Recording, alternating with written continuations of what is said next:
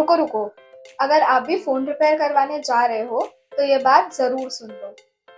पहले मैं सबसे चीपेस्ट शॉप देख के फ़ोन रिपेयर करने देती थी। फिर समझ आया रिपेयर से ज़्यादा सही रिपेयर शॉप चूज़ करना इम्पोर्टेंट होता है।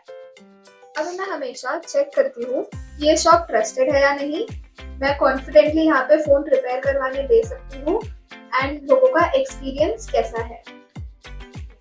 इसलिए रिपेयर करवाने से पहले मैं हमेशा स्पेयर ले लो चेक करती हूँ। बस 2 मिनट लगता है और बाद में रिग्रेट नहीं होता। स्मार्ट बनो, स्पेयर ले लो चुनो।